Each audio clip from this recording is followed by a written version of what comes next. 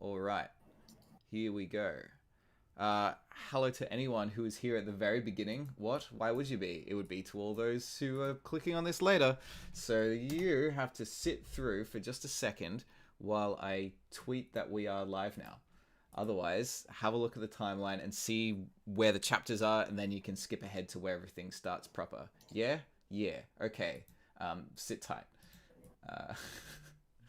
Great. Super intro. You can tell you've been doing this a long time. Fantastic. Yeah, it's been about a week or so.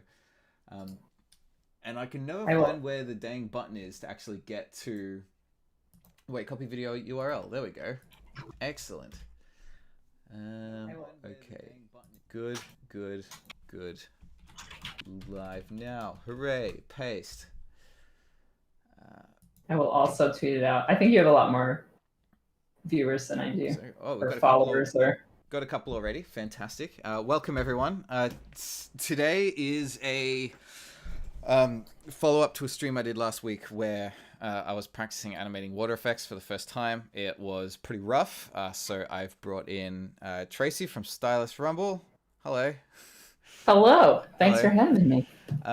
Who is an effects animator and really knows what she's doing. So it's going to be a fun time of learning from someone who really knows what they're doing and having my old one torn apart. We'll get started in a little bit. We were having a bit of a chat off stream, and we'll probably continue doing that for just a little bit while people gather. For 12 minutes. For 12 minutes? Why 12 minutes? Well, that's 8:30. On the half hour? Yeah, fair enough. I mean, it doesn't have to be. That's just when we told people we'd be here, so. Oh, is it really? I thought we said starting at 11. My bad. Time zones make everything so hard. They really do. All right, and the other thing we're going to have to figure out is because we're streaming my screen, but you're... So you're streaming your... I'm streaming your monitor view of my monitor. Which means it's probably a little bit extra compressed than it probably needs to be. So we'll be flipping back and forth probably between your monitor and my one a bit as I attempt what you're explaining, or would it just be a bit of a drilling session? I could fill several hours just talking myself, so I don't think you need to feel too much pressure right now. I'm going to take the pressure off you. You had the pressure last time. There's a lot of hysterics in the video you posted. Okay. A lot of just like I could hear the internal screams as you were attempting the splash the whole time. So I can take a little pressure off you today. It's very confronting. All right. It may or may not kill your net then if we should dare try and up the resolution of your screen a little bit. We can give it a try. We'll give it a try. If I have that option. Stream quality. Let me see how high I can. And I'll get my chat up on the other monitor so we can keep tabs on everyone else while we go. Oh, it will only let me up my quality if I unlock HD video streaming with Discord Nitro. Ugh. What does that even mean? Maybe you have to pay for it. Gross. Maybe. I'm too cheap to pay for something for your stream. Yeah, fair How enough. bad is the resolution? Is it fine? It's a bit crunchy. Like you can't read what layers are named and things like that. You didn't name any of your layers, so that's not gonna be a problem. No, I didn't, and you were drilling me on that before we started. But I opened up this scene you sent me because I wanted it ahead of time, and because it's really nice to be able to see kind of where you're coming from and have a think about it. I like to sit and draw over stuff and have a think. So that's really boring to watch. So I'm glad you sent it to me ahead of time. I open up the scene, everything's named drawing, and it's not even spread out. It's just a stack of drawings on top of each other. Okay. I was come on, man. All right. I do apologize because I should have tied it up before you. And when I hand out working files to viewers, I do spend a good amount of time cleaning everything up and making it presentable. But my defense for this was I was doing it live, so my mind isn't exactly on keeping everything tidy at the time. I don't think I was even working with nodes. I was just adding layers in the timeline, which is why they just sort of go everywhere. Well, the first thing you have to do is make yourself a find and replace button, and then pull in the nodes from your library. That's what I do. So here in my library, I can just pull in my ASDF node. It's got its peg all set up with all the things you need. And then you just ASDF and then, notes. Whatever you need. You can just rename both at the same time while your settings are perfect. ASDF. So it's the easiest thing to type in. It's always unique. Right. So I have, if I'm doing character rigging, I'll import my entire character rig, like a character template. Oh my God. I hate watching people rig and they make their template like one drawing at a time. It hurts my heart. Right. So doing that final. So I've got my whole character ready. You can rename the whole chain of like legs exactly all the way up at the same time. Whatever you want. That's so genius. I've never thought of that before. I'm the laziest person in the world. I have a video on my channel called Rigging Episode 0 or something like that, where it's just, here's how I'm the laziest person. Like, please stop doing these things. Please stop making layers out of here. Because when you make a drawing out of here, this kills me when I watch people do that. You make a new drawing. First of all, you have to press this, go to drawing. Okay, add and close. And then it's here. But what if I wanted it here? It just shows up willy-nilly. So if you make this, you can just pull them in wherever you want. And all of it is named properly. That's probably more convenient than my method. Because everything is called drawing rather than a clever step like that. But I do have Control-R, Enter, set to a macro key. So that's all done with one press, which is quite nice. Be as lazy as possible. If you take nothing away from this. Oh, totally. Over Christmas time, I gifted myself one of those macro gaming keypad deck things and promptly set each one of them to a particular node by it being the macro chain of right-clicking, navigating through the menus, like up, right, down, right, down, right, enter. So it down, navigates down, through the menus automatically with one button press. So now I have this this pad of about 20 buttons set to all of the different rigging nodes, and then I switch it to a different layout, and then it's the layout of all of the compositing nodes and junk like that. I haven't used it a whole lot because I haven't memorized them all. Right. But it's cool. Yeah. No, I highly appreciate laziness in all forms. And hotkeys are so good. It's probably how we ended up being more into rigging than anything else. Because the thing lazy and animator are usually not compatible terms, as it is by definition a very time-consuming and patience-driven art form. Well, on one hand, I love efficiency, but on the other hand, I love monotonous, tedious tasks, which is how I got into special effects. Right. I'm like, what combines problem solving and a little bit of technical stuff with very tedious drawing? And that's special effects. This is the best place. I love it. So I think that's why all my favorite things. Struggle with special effects. I love the abstractness to it, but it seems like there's less of a method, like Animated Survival Kit, where it breaks everything down into here's how to do this, and it's almost like a join the dots at that point on how to learn how to animate. But reading Elemental Magic, or at least how much I've read of it so far, the main gist of it seems to be sit down and watch the waves for hours and then do it. Well, I really enjoy organic drawing, and I grew up in the wilderness, so I've been drawing trees and organic shapes whole life. It's just what I'm kind of drawn to. So when I found that book and they were like, hey, this has value, I was like, oh wow. That's convenient. That's lucky for me. Yeah, we're already doing that. Cool. But special effects absolutely have a method to it, and it was really fun watching your video that you posted yesterday, because you were like, should I be doing this? Should I be doing that? And oftentimes the answer was yes. Let's dive in here to some of this stuff. I've renamed everything because I'm not a monster. Okay. Yeah. This one was called Mystery. And another good thing was by watching your video, I could figure out what this was. Oh yeah. I was like, so why are you drawing before the video? Dancing, what is this? Dancing tulips? I don't know what this is. Well, it's why I only did that for about 3 seconds before, because I'm trying to feel the flow of the movement. I'm just drawing where this would naturally go, and I'm like, this is not going right. Yeah. So you drew this. Sorry, you may have to announce what the layers are called as you go, because they are a bit blurry on this end. Okay. That's not really a big deal. This one's called Abandoned Chart.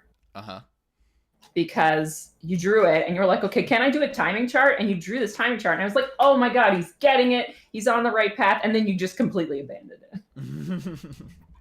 it. So here's your version. You have this beautiful arc here. Before we get into everything proper, do you think your PC might be able to handle doing a screen capture at the same time? Because then if we crunch this down and make a regular video out of it, I can get access to the HD footage. Let me see if I can do that. If it slows things down too much, we won't worry about it. And I guess also message to chat if you notice what you're seeing is getting a bit laggy, like let me know, because it's difficult for me to tell this end. No. Let me record. It might be the wrong size, but that's how I do. All my videos are like the stupidest resolution because I just stretch it around like the Toon Boom window. And everybody's like, why is this the stupidest resolution? I'm like, listen. Okay. Wait, do you mean like it gets stretched or just cropped? Yeah, like instead of like a regular just high def, it's just like wider than it should be, or it's longer than it's higher than it. Like it's just the stupidest resolution. I unlock that aspect ratio. All right, so I'll record my screen and hopefully that goes well. It seems to be working fine so far. All right, great. Let's get into it. Anyone who's watching as well, feel free to chime in with questions or comments. I'll be checking that periodically as we go, and we'll pass that on. Because Tracy can't see the chat. Yeah, if you could read that stuff out. I made a note. There's not too much so far. It's mainly just people saying hello.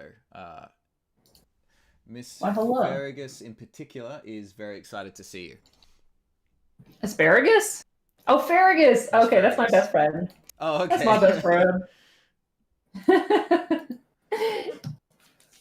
Okay.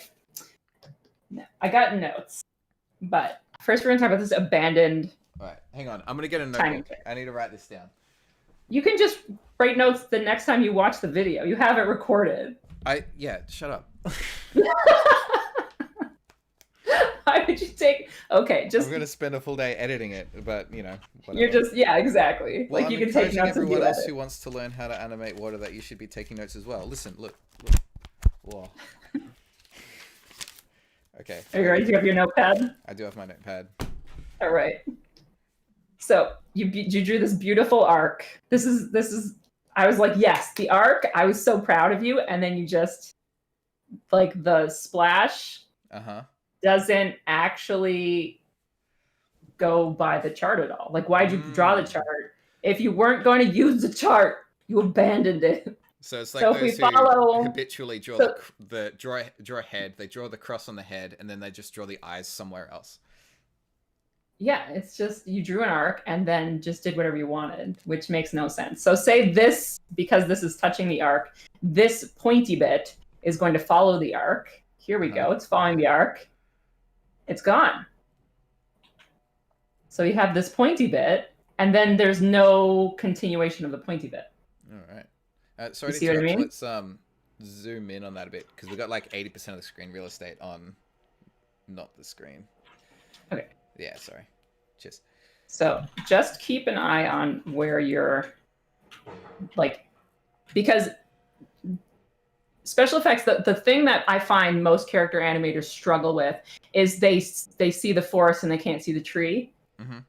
So there's so much happening in a splash. They're just like, oh, it's chaos, but it really isn't. Every piece of the splash can be treated the way you treat anything else, right? It's just with a character, the character itself is propelling things. So the character's moving its arms. The character has some sort of thought process going on. But if you have a limp body that you throw down a hill, that's a lot more like special effect. So you heave the body off, and then what do the limbs do? They react to the physics of the things that are happening. So it bounces off the ground, and the limbs react to that. Gravity is causing force on things. So when you do a splash, you're thinking about the forces involved. And usually in simple cartoons, you have the impact and you have gravity, and that's all you have to think about. Impact. If you're putting it in a windy place, then you have the wind to think about. Yep. But I've got a really good exercise for you to help you with the trajectory of these arcs. Yep. Let me know if you've heard of it. It's called the bouncing ball. Oh, yeah, yes. I've heard of the bouncy ball. Okay, so it's like the hello world of animation exercise. Right? And people completely forget it exists when they do splashes. Uh-huh. Because each of these little things are just a ball thrown up in the air. Remember the ball, you idiot. Remember the ball. The ball, people underestimate how strong that exercise is. People bounce a ball and they're like, okay, what's next? It's like, no. You get that ball back. You do a basketball, you would do a ping pong ball, you would do a lead ball, you do a marble, you do it on the stairs, you do it on carpet. You could just do 100 balls and spend so much time practicing your timing and your arcs and your spacing, everything. It's a magical exercise. And it's good for special effects too. So the first thing I would do is I'd think about like the timing I want. So here you've got, let me see. Why is that playing in such a kooky order? Here's your version. Oh, it's just stopping there. So when you were watching your reference, first of all, if you're watching a stylized reference, you're getting things that are from that style. Like a lot of the time, you were talking about how it wasn't spreading out in the early stages, and then it was spreading out a lot. That's a style thing. It's not a rule. Okay. After this, I do intend to go to a river or something and spend some time just dropping rocks in it and filming it. And then I'll do like a part 3 where I'm studying from life, also with your notes in mind. If you don't get distracted by the next cool thing, like we all do. The amount of pilots and part 1s of things on this channel is frankly ridiculous. I don't want to talk about how many things I said I was going to start doing on my channel, okay? I can't even get a video up this year. Well, another message to viewers, when we do have lots of part 1s of things, hassling us as to which ones to finish is the #1 way to actually see them finished. I did a part 1 to lip syncing about 3 years ago and then didn't do the second one. But in the last 2 months or so, I suddenly had a handful of about a dozen people saying, please make the second one. So really? Now I probably will because of that. Nice. I think you and I uploaded lip sync on like the same day or within like 24 hours of each other. And everybody's like, are you guys a goof? Oh my God. No, that was cool. And I was like, do you think we're that organized? Because thanks for thinking we are. I think this is the first time we've actually appeared on, like, done something properly together. Yeah, I think so. All right. So first thing you think about is what is falling into the water. Yeah. Because the shape of your splash is going to be determined by that. So if you have a rock that looks like this and it's hitting the water, let's say it's like this shape. So it's going to hit the water like this and spread things away from it in a very flat arc. But if you have something that's really pointy, it's going to do a much smaller splash, but it's going to be much more directed upwards. Okay? Right. So it's a little bit of logic behind it, but just playing with this stuff is you're going to start seeing it. If you throw something into the water this way, then it's going to send the water up and away far more in this direction and a little bit in this direction. So you're going to get one of these shaped like this. You know what I mean? Yeah. Where you get the higher side on this. So that's the first thing you think about. If you're just dropping a ball in there, it's a great little start. Then you're just going to get your kind of typical bowl splash. And then you can start with the bowls that you were drawing. It absolutely looks like a bowl. And then you can just pick a few high and low points just to make it a little bit uneven. And that's going to give it a little bit more visual interest. So I have a few splashes that I've done, just generic bowl splashes. And you can see that there's really not a rule about the shape of water and this. It's going to be very much determined by the show you're working on. Are these ones that you had lying around already, or? I've got so much. Like I've been doing this I've been animating for 14 years, and I've been in special effects for probably 9 of those years. So I've got just hordes of stuff on my hard drive from the shows I've been working on. Cool. Yeah, and there's no right shape. Like you can, like this one is very pointy, and it's the perspective's not so great. I give myself revisions on this one, just to be fair. But this one's a lot more stylized and bowl-like. And then we have some stuff that's a little bit more like blobby looking. Yeah, it feels a bit heavier, a bit swampy, not just because of the color. Yeah, It's more it's viscous. from a swampy episode. So there's lots of different styles and different shapes you can go with. These are side splashes. So like I said, if your stuff is coming in from the side, you're going to get something probably like this top one if you're working on a show that has volume. But a lot of them in 2D, you get flat, just sideways flat things. Like these in particular, these very drippity ones, those were layered in between things. So you have this layer and then an object and then this layer and an object. So things splashing around. And you can hide the flatness by just having multiple ones that are layered behind each other. And again, you can see the timing of this one. It falls apart a lot. The drips disappear very fast. Yeah. And then this one over here, it has a lot fewer drips and a lot less detail in the shape of it, but it has shading on it. It has highlights on it. So it's got a complexity in a different way. So when you're first starting, like trying to figure out, like panicking over the shape of your bowl is really not a good use of your time. Oh, okay. That's good to know. Yeah, like whatever it looks like in the end, that's fine. Oh, I've got one here. I had to do a splash cycle, which is an absolute nightmare. Oh, you gotta figure out how to make it loop somehow. Yes. Looping splashes is one of the most tedious things you can do. It's a really fun and nightmare challenge. So this one on the left was the first one I did. And then they wanted it to be much more busy because the style of the show wasn't so simple. I thought I could get away with simple because it was kind of smaller, but they wanted it in this more of the detailed style of the show. So this was the first pass, and then this was the second pass. Whoa. So I just took this, which was like, I figured out the timing with the simple shapes and the simple blobs. And then I went over and I added like the interior holes of the water breaking up. And I added much, much more splash coming off the top of it, like the details of it. So you can start very simple and then add more and more detail as you go. Even with something like the cycles, it's something that you can do in layers. Right, because at first I would have thought that second one was a completely new animation. But yeah, now that you mention it, it is the first one. It's almost like a cleanup pass of the first one. Yeah, and this side one is the same as this one, but it had to go down. So I took the same one and I just redirected all the water down rather than starting from scratch, because setting up the cycle was so much harder than redrawing all the details. Got it.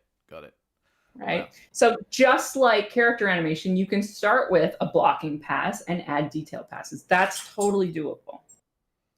Okay, so don't panic about the details. The first thing you want to do is just get that bowl working. And like I said, you can just do a very simple thing like this where you've got some highs and lows. And then you track each one. You can give, this is like A, this is B, this is C, and then D in the back. And then treat them just like you would a bouncing ball. So this little thing here, as it comes up, could follow this very nice arc that you drew for yourself and then abandoned. Right? And that will tell you where your thing is going. And then as it breaks up, you could still follow it with your drips. Got it. So the timing is not like super keen on that, but that's one of the ways that I would start figuring out the splash. And I'd even do the bouncing ball. I'd put a little bouncing ball. So when you're figuring out your timing, just start with a ball. So you're thinking when the water hits, so this is the impact of the actual splash. You don't need to have a ball before that. So here's where my splash impacts, and it goes up and down. So you want to figure out, do I want a really long hang time? Do I want kind of a straight up and straight down? And think about that, because some water hangs really long, like the Um, these guys hang a lot more, these purple ones. Not a ton more, but you can see that they've got a little bit more of a hang time and a cartoony, whereas these ones are just like a blast, these side ones. I see. So by considering the bouncing ball for like this before the Just splash for, even happens, it's a good illustration for how high it's going to go. Right. How long it's going to stay up there. And you could say that that ball represents this part of the thing, just the top of your splash. So that's where the ball is going to be. And then you could even take that ball and add like a sideways path on it. So it starts here and then it goes out here. Right. Right. So then you can get the arc on it. I was about to say, would the splash go as high as the ball would have hypothetically bounced? But that's not necessarily the case, because like a super dense ball that, like a bowling ball, probably wouldn't bounce a lot, but it would create a pretty tall splash, right? Right. So this is just, you use the ball as a visual representation just to show yourself where you want your peaks of your splashes to be. Oh, okay.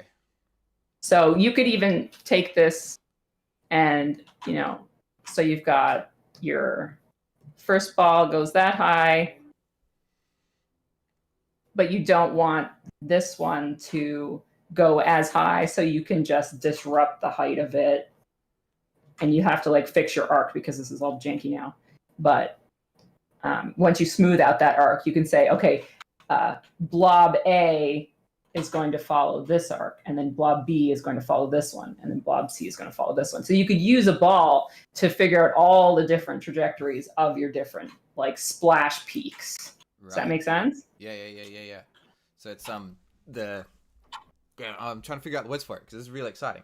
But it is almost like a rough pass in a way. But you're actually like motion tweening it rather than drawing it. It's giving yourself something to go by, because like I've done, I don't know, umpteen million splashes now, so I can see this in my head. Mm-hmm. But if you're starting out, I mean, even a ball bounce is really hard when you're starting out. You can't see the arc, you can't guess the spacing. You have to do so many and be aware of it until it starts jamming into your head. So this is a wonderful way to kind of give yourself an idea of how fast your water is going up, how far your peaks are going to go. Yeah, so by duplicating that a bunch. So hang on, I'm gonna try it. I'm gonna try it, and then we'll go do the next bit. I'm gonna get my Toon Boom up and switch the screen share over, so you can look at mine for just a bit. All right, I'll pause my screen recording. So hopefully there's less editing to do. Can you see me now? I can see you now. All right. First, I'm gonna make a blank drawing layer and not name it and put it there. I'm leaving. Oh wait, hang on. I'm not even supposed to be doing that because we are doing circles and junk. Get out of here. Oh, screw it. I can't be bothered doing... Can I be bothered doing pegs right now? I don't know. Yeah. All of this needs to go away. It's in the way. All right. So, from what I'm hearing, we do a... this down... oh, hang on. I should be using 3D paths for this. You don't need to. Oh, yeah, you do. Right? Because they're going to be... I thought you were going to do it like a three-dimensional... I mean, you could do your balls in actual 3D and have it come towards the camera if you wanted to. No, I just mean because of wanting to see the... Yeah, having it smooth. Yeah. The old spline. Having it automatically do the spline. Yeah, you need this. Oh, whoops. It's not doing that. But then I got to deal with this crap. You don't even need the down part. You know that the object's coming down. The ball isn't the object, it is the splash itself. It's your peak. Okay, fair enough. So you don't need that first part. This is the beginning of your splash. Uh-huh. And it is like an explosion. While you're doing it, you're saying, this is kind of like an explosion. It absolutely is. Yeah, so I can sort of draw that arc like that, and then... and then play with the timing. And then this one, pick up these and just be like... Yeah. Hang on. Sure. I want to be able to see both at once. So it's so rare that there's opportunities to sort of just manipulate things fourth dimensionally like this, like have all of the points up at the same time and bend them around. But it's actually, in this case, drawing the arcs, but in real time. Yeah. Sort of. All right. I'm gonna add in a few more. No, I'm gonna add in tons more. Everyone go away. All right. So I'm right. So don't make sure you're not doing it too symmetrically. No, it won't be too symmetrical. And then you can have some coming closer to the camera. Or farther from the camera. So it would be something like this. Like the ones that are closer to the middle will tend to be on average a bit higher. And then well, like I said, it depends on the direction of the object. So if the left side of the object is much bigger than the right side of the object, the left side will make a bigger splash. It's all about physics. Little baby steps. Yeah. So it's a symmetrical object. But it's like if you're doing... Whoa. Yeah. So then it's just about making sure that the high bits kind of slow into your high bit, slow out. And then you've got a lot of information on how the different drifts are going. That's not quite right. I mean, the timing is horrendous, but if you spend, like, if you're the type of person that can't see the arcs, I know some people who can see it in their mind perfectly. Oh, this is why I was wondering, would this sort of thing be easier to draw by hand, and then sort of setting it up with motion turns was just it was an intriguing experiment to me. Yeah, you and your contraptions. Wow. Yeah, well, you were talking about being very lazy before, but you know, I'll if you're someone who cannot see the arcs, you could do something like this, or you could literally just draw arcs, such as the arc you drew, but actually use it for the arc of the water instead of just abandoning it. Would it move as uniform as this though, where all of them reach their highest point on the same frame, or would you want to sort of... The ones that go higher, are going faster. Okay. Initially. Yeah. And then it'll have a little bit more hang time because it's got more power going up. So the ones that are like kind of droopy in the beginning, they have less power in them overall, and they're going to fall down a little later. Just think about the ball. If you throw the ball up, it's going to come down pretty fast. But if you throw the ball up, the ball's going to come down. So would these two actually be closer to the start then, like that? And start falling quicker? Or maybe they're like the middle ones would be a bit more... Yeah. The ones that go the highest, I would have them land last. Land last, but they reach their top the earliest? Is that what that much? I'd sit back and just like see how it feels. It feels weird. No, but I mean like... well, these like weird little, like it's going to take a few minutes to set up a really nice arc, even when you're using the spline. Weirdly enough, before I put any eases on at all, like putting eases on in the middle for some reason feels really strange, even though I know that they do have to slow down at the top. Maybe a 50% ease is just a little bit too intense. Yeah. I usually start at 33 and see how that feels. Yeah, but I almost always 33. have to go back and fix it because the spline can only do so much. Yeah, that does feel strange. It's so dang uniform. All right, so if these ones come out first but they land last, would it look something like that?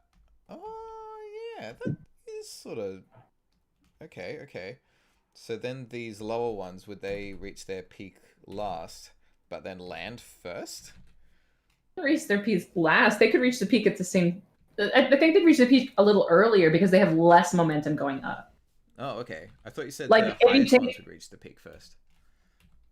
No, they're traveling a lot farther. They have a lot more speed and they're going to travel a lot farther, but they're also going to land last.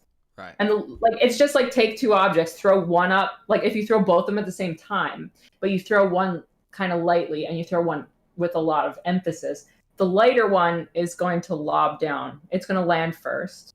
Yeah. And it's not going to have a very exciting arc. It's probably not going to have a lot of hang time because it doesn't have a lot of energy to stay up there. Everything is about energy. Would the arcs be this this uniform as well? Like, do some of them have like they go up fairly straight, but then they come down at an angle? It really depends on what your impact is. But like I said, at first, your goal is just to have something that looks like water that does a splashy thing. That's your first goal. It's not like getting to the nitty gritty of every single piece is something that you're going to work on over time. Right. Okay. So this is just a ballpark to give you an idea of, and I might even only just do one or two just to kind of give myself an idea of timing. And it, like I said, if you're someone who has a natural sense of time, you wouldn't even need to do this. You know, okay, it's up in the air now. I'm going to space things much tighter. I'm going to give it a little bit of hang time, and then I'm going to have it drop. If that's something that you have a little bit like more of a natural inclination to see without guides, then you wouldn't need to do this step. Right. So 6 blobs might be a bit overkill. Like, yeah, I might even stick to like. If I rough around, well, you could say somewhere in the back. Feel like the shape that a splash would take. Nope, it looks really ugly. So that sort of tells me right away that maybe I should just sort of start with the bowl, like draw a cool key, be like, whoa. I mean, that doesn't. Okay, I think you're getting ahead of yourself. Give me back the screen. All right, fine. Yeah. You got really fixated on this idea of being able to build a contraption. I think that's neat. Here's your screen. I'll turn off my one. Okay. Right, can you see my screen? Yeah, hang on. I haven't looked at the chat in a little while, so I'm going to quickly see if anyone's asking any interesting questions yet. Might derail us. But Miss Fergus, which you said is a friend of yours? Yeah. She's my best friend. We've been friends since 9th grade. Oh, okay. So you're real life friends. Are you colleagues as well? Nope. Okay. She is not an art geek. She's an admirer, not a partaker. Well, she says, when you draw something, you have a part and suddenly the part is gone. And then goes on to say, it makes no sense. It would be the same as drawing a person and losing a dancing randomly because they are dancing and you lost all the detail in the actions. I think that was around the time we were talking about ragdolling down a hill.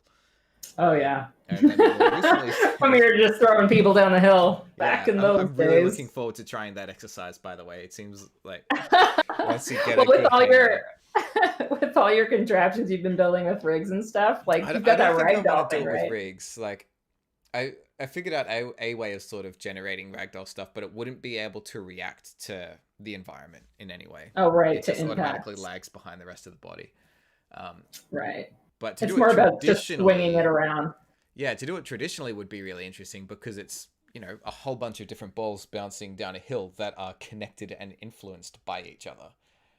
Right. Well, some of the earliest things you do in special effects are just the wavy line, the flag, and a pendulum, like a double pendulum, things like that. Those are going to, like, a ragdoll is a lot like a pendulum. It's just the pendulum, the top of the pendulum has stuff happening to it, and you have to determine what's going to happen down the chain. Oh, okay. Because, yeah, things like the double pendulum and wavy stuff I've done a number of studies on before and started getting... Oh, yeah, the yellow things. Lightning, I've always quite liked because it's very abstract. It is. It's really fun. It's like super easy, but you could go bananas with style. Like there's so many ways you could go with it, but it's like 3 or 5 frames, so you could get away with whatever you want. Yeah, exactly. Like there's definitely ways to be very, very good at it, but you can get away with being amateur at it as well. Oh, for sure. Even fire is like making it loop can be really difficult if you're doing a slow flame, but real life fire is very flickery, so you can get it into a looping state by cheating it a little bit, I suppose. But water... Doing really, really long, slow cycles is one of my favorite things to do. But water is... that's another story because it's so abstract, but it is still like a physical body that just morphs and changes shape, and its rules feel so strange. There's super strict rules with water. Absolutely. It's one of the most contrary things you can draw. Like if you're a beginner in effects, do not start with water. You are just going to like really frustrate yourself. I'd much like if you're starting out in effects, the best thing you can do, like I said, is wavy line and flag. Fire is fun because it has a lot of forgiveness. Things like lightning has a lot of forgiveness, or even just doing swishy stuff, doing magic, like poofy dust poofs are really fun because even if they're really sloppy, you could just blur them a lot and you can usually save it. Oh, right. You can't blur water. Yeah.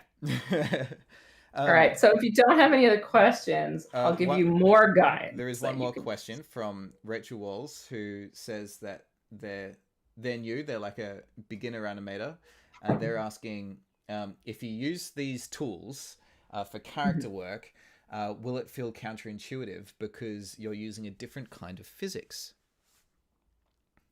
No, because a lot of character stuff is very much like effects. You have the character-driven stuff, like the character moving around dancing, but all the secondary action, the follow-through action, like the hair and the clothes and like the dangly bits, that's all effects in a way. It's the reactive stuff that's effects. So, like, when I'm doing characters, I'll do the very solid stuff first, the stuff that has the power, the arms, the legs, and stuff like that. And then once all of that's done, I'll straight ahead everything else because it just feels much more organic. And doing stuff like that, like, it's going to help your character animation feel more lively and less predictable, because a lot of pose-to-pose stuff, if you don't have a good sense of how the secondary stuff is going to react, it can feel very pose to pose. So like the character moves and their hair moves and then stops. But if you do it after everything else is done, especially in cutout, you have all this opportunity to leave all the dangly bits to last and just go through frame by frame and kind of see how it feels like it should move. It'll give you so much more life to your work. Right, that's great. And one last before we get back into it is, I think you might have upset Miss Farragus a bit because she says that she does graphic design with a crying face. She does. She does everything at work. She's just like holding the place together with her teeth and tears. Fantastic. All right, so let's jump back into it. All right, so you got completely sidetracked with the ball. I'm going to give you another tool for figuring this out. I don't want you to get too sidetracked. All right. Okay, we'll go back to your abandoned circles, which I have named abandoned circles. So you have abandoned chart and abandoned circles. This is another fantastic idea that you have. When you're working with effects, perspective is so important. I cannot emphasize enough how important perspective is. Because if you have the water like this, let's do some nice water. Your water is like this, and your little character is standing and doing like, oh, I'm doing character stuff, yay! And your splash is on a different plane. Like your splash is doing this. Like it doesn't make sense. Like your water has to follow the perspective of the ground plane or it looks wrong. And you might not know why. You're just like, this splash looks jacked up, and it's because the perspective is bad. So perspective's hugely important. This ring thing you had, another great idea that was abandoned immediately. That's so confronting, because I felt like it was helping me, like I was using it a bit, but I guess not. You had so many great ideas, but you were panicking. So you were like picking up a spatula and you were throwing it away. And you were picking up a knife and throwing it away. And you were trying to like chop something up and cook it. But you were like, do I need a spatula? No, it's not going to do everything for me. I'm going to just throw it away. It's like, but you need it for some things. Keep it. No, it's like, what do you stop? Bring it back. Okay, so I need to take a deep breath. Yes, absolutely. Like, this is supposed to be fun. Okay. All right. So let's do a nice ring. I'm going to make it nice and fat because of the resolution issue, and just get my thing right in the middle. So the ring itself, you were doing a lot of like, does this keep going out? Does this keep going out? But the thing comes up in the middle. There's like the thing. How are we going to get the thing back if it doesn't come back in? And deep breath. It absolutely does keep going out because that's how energy works. Okay. So yeah, it does do that. Yes. So you've got this ring, and you can use the ring along with the ball as a reference. So once your impact hits, it's going to create ripples like this. But it's also the splash itself, the bowl of the splash is going to slowly expand. Or not slowly expand. It might quickly expand. It might start quickly and then go out slower. Again, this is another thing where you can use timing as style because it's something in effects. It doesn't need to be right. It just needs to look cool. It just needs to look like it's right. It doesn't need to be right. All right. So if you look at the ring here of this one, it's slowly going out. And then the ripples as it impacts all go out. Everything is going out all the time. And my splashes don't have those little bloopies in the middle. I know this isn't the best color, but you know that like bloop that comes up? Because there's characters in the splash. There's a character in here going, yay, I just did a thing. Right? So my splashes usually have, I'll do the backs on the color art, not this one. I'll do like 2 layers where it's like a front and a back of the splash so that you can jam the character in the middle. That way you don't need to use cutters because I'm lazy. Right? So as I'm drawing it, I'll put all the back of the splash on one layer. This one just has roughs. Okay, these are old. The newer ones. I've learned this over time. You put 1 layer. There we go. So your line art layer has your front of your splash, and your color art has your back of your splash, and then you can jam your character in between with layer selectors, right? Oh, of course. Because lazy, yeah. But all of these, this bowl, just spreads. So you can use a ring. You get the ring on your perspective. This one, you can see the perspective is bad. See how it falls over? Yeah. Perspective is bad. I would give myself a revision on that now. So that's an older one. Yeah. And see, everything is always going outward. Always, always, always. The reason that bloopity bloop comes back up is because when something impacts the water, so here's like an orthographic view of the water, the rock or whatever it is will create a hole in the water like this. And so the water that was in here is being pushed out. That's what causes a splash. Does that make sense? Yep. So then once the rock is like gone and away, there's a hole here. And once this is out of the way, this water down here fills in the hole and does that. That's what that is. Okay. Does that make sense? Yeah, that does. So it has nothing to do with the stuff out here. That just goes away. It's doing its thing. It's all its energy is going out here. And then water from underneath fills the hole and comes up in that little bloop.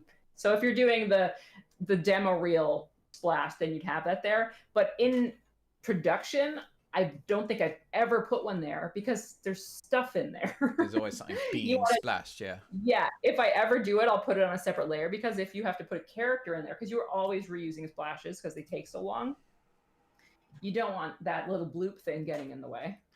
Got it. Okay. So there you go. There's your bowl. So then you can combine these ideas. Where's my actual balls? Yeah, I just know I'm going to over-engineer it by doing all these tweened rings, and then it's your MO.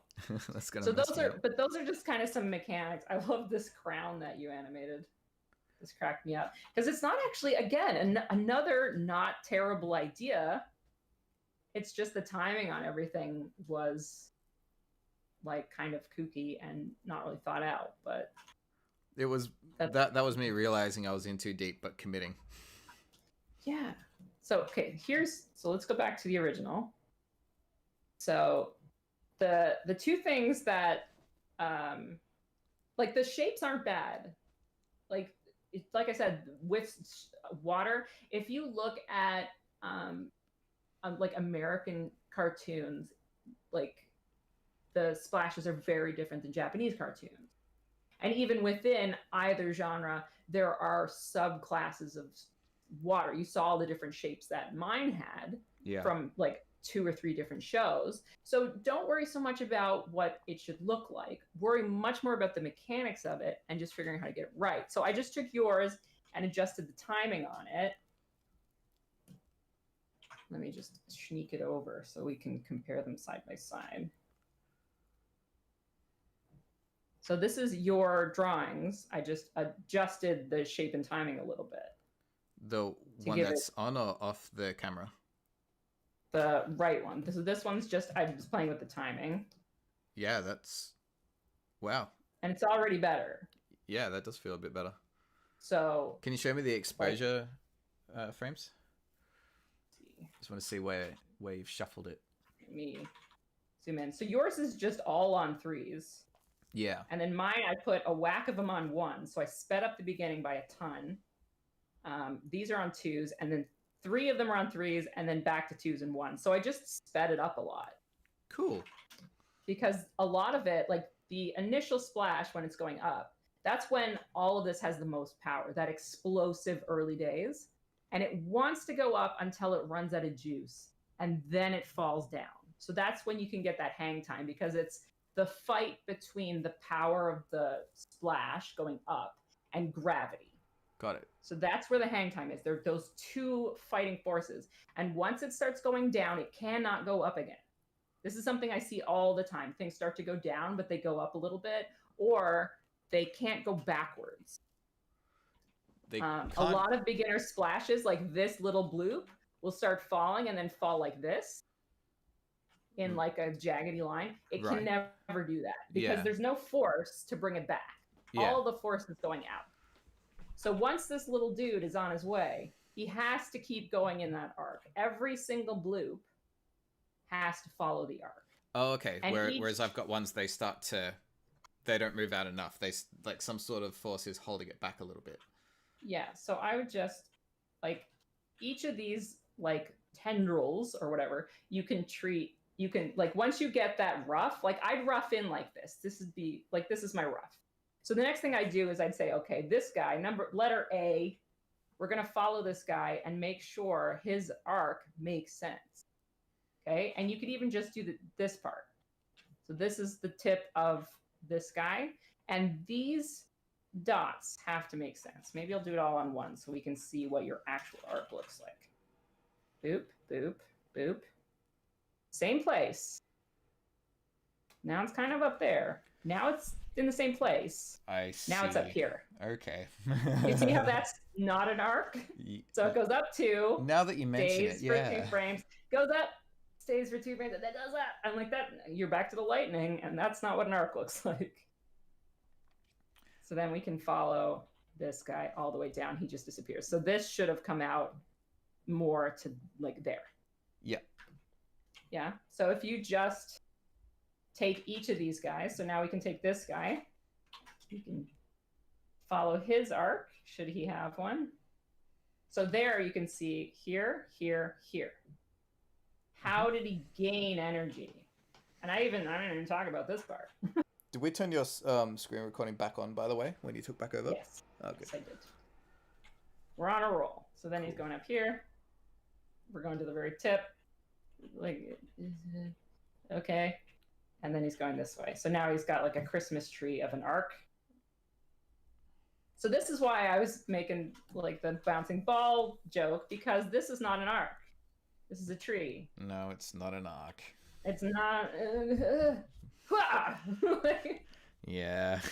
Right? Yeah, so if you have those steep angles, it goes up and it goes down again. Uh-huh. And if you have the long angles, it goes up and it goes down again. It can't go like this no matter how hard it tries, because it doesn't have a rocket boots. But I wanna. But the good news is what you've got is a perfectly good rough for a splash. Okay. Once you fix the timing, you've got a perfectly good rough, right? Because then it's just a matter of wrangling these different pieces.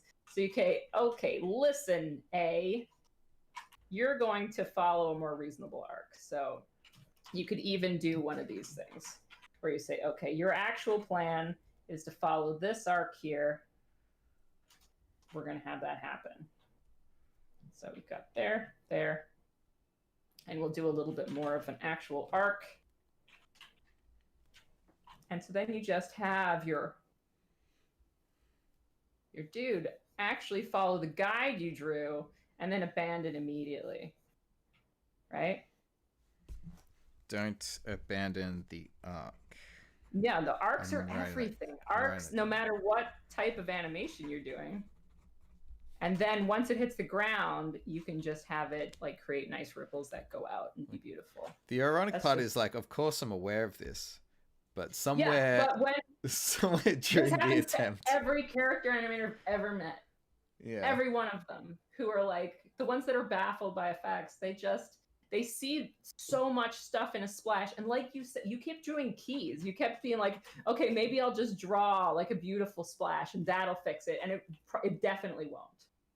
Right. Because trying to in between and plan, so you're saying, okay, here it is, and then it goes out like this, I guess, and then like it's too much work for your brain.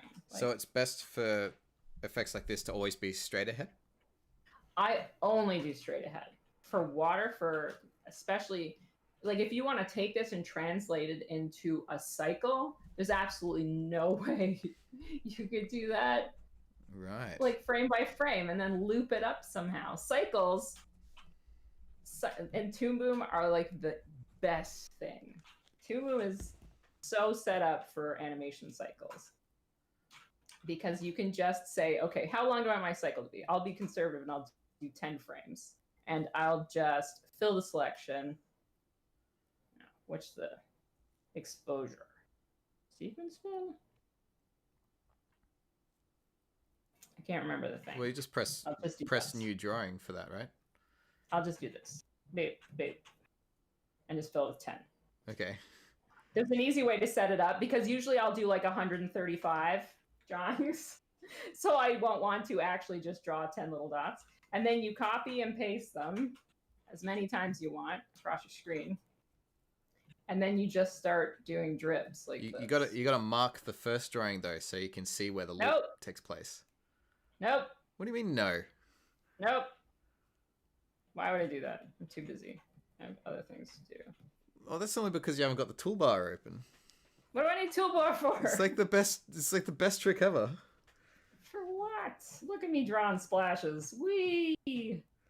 Because try it. Open up the mark keys thing. Listen, I'm doing a splash right now.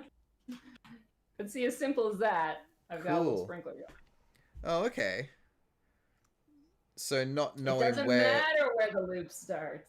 It's all straight ahead forever. Oh, I see. So if you could see the beginning of the loop again, you would probably feel a bit railroaded to try and complete that movement before it starts over.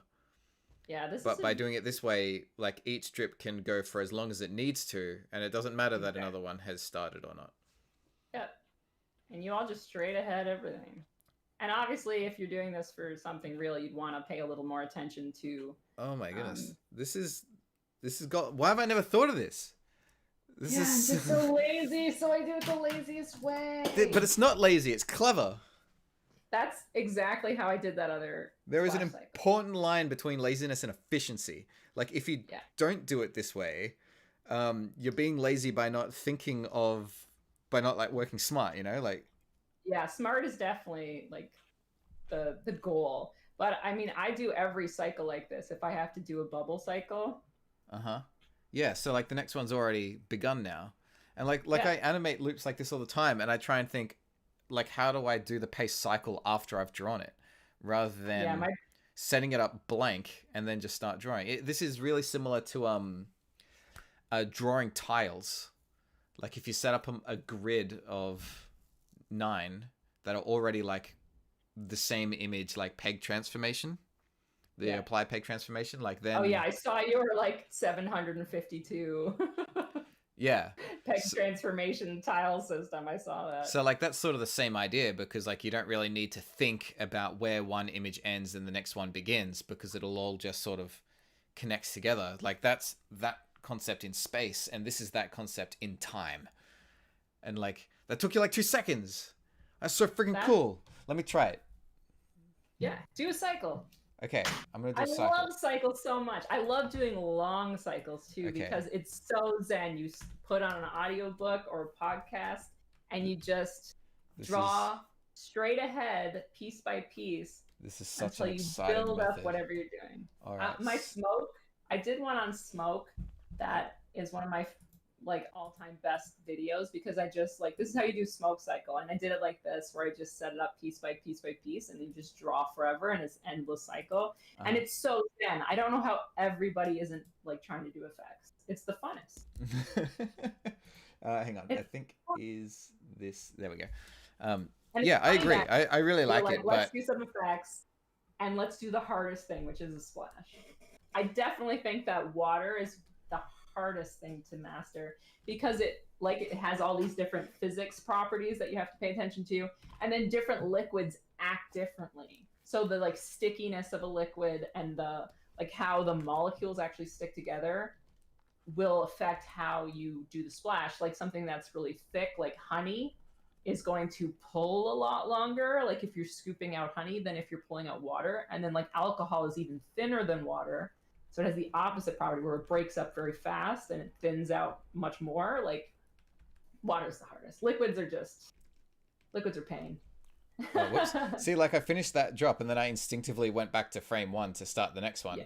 But you're like, no, don't do that. Wait, what, you can give yourself a guide so you know where your bubbles are coming from, like a pipe or whatever they're coming out of. Just like give yourself an exit area. Yeah. And that'll help you from going back to frame 1. So like put this. Just draw like an X or just like that kind of thing. Yeah, that's where they're coming from. Okay, and then that is set to like. I think I probably made my loop a bit too long because like it's 15 frames at the moment.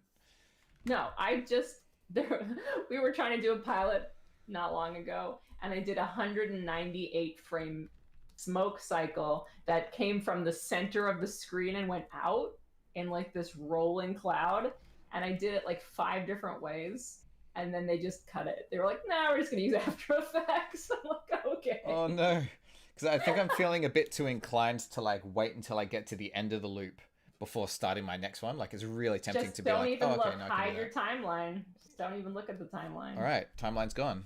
Get out of here. Yeah, you don't need that so that anymore. means some of the bubbles can be, I guess, longer or shorter than others, huh? Like this one might only rise for that many frames and then it's gone.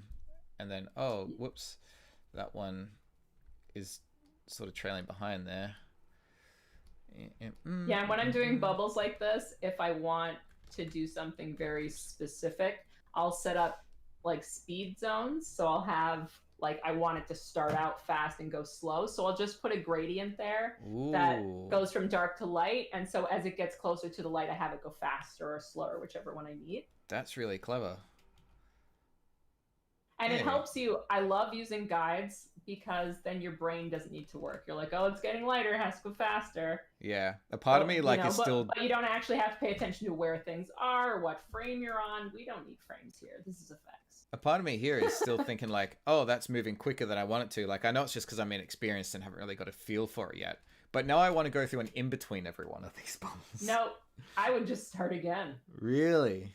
Yeah, it's way faster. Yeah. Delete that one and do another one. Yeah. That only took like a minute, and it would take 3 minutes to in between it. It would take so long. Don't even bother. Yeah. Okay. So this time, if I was to go back to my guide layer here and get a gradient like this, go fast to slow. Yeah. And when I'm doing bubbles in particular, you can use bubble thickness, like bubble width, as your spacing. Okay. So when you're going slow, you say, my bubble moves half of itself. So your next bubble goes half. You can just draw your next bubble halfway up the bubble. Uh-huh.